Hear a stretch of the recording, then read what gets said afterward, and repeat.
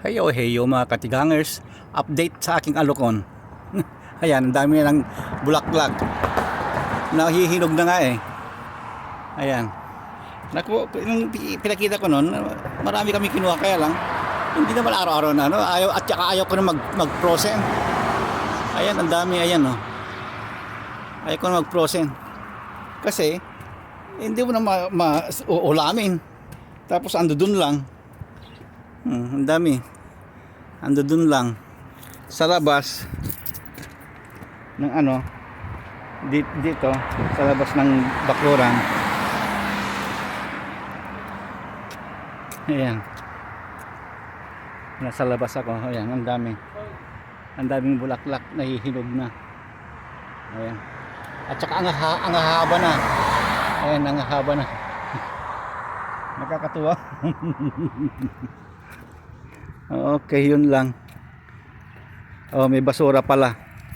Naglabas ng mga basuraan namin. Maglalabas na ako mamaya. Okay, dokie.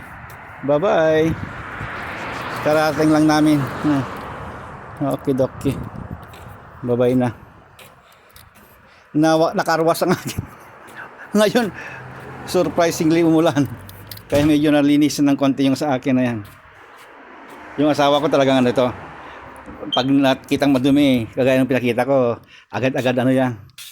Agad-agad nagpapakarwas. Ayan. Okay, dokie. Karating lang namin, hindi ko pa na ano yung mga pinamili namin ano iba.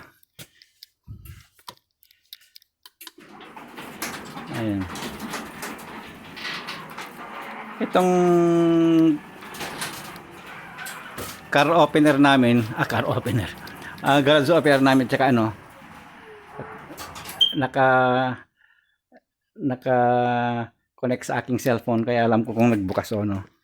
Mag-i-email. Okay, dokie. Yun lang. Ayan, may kalenda kaming ano,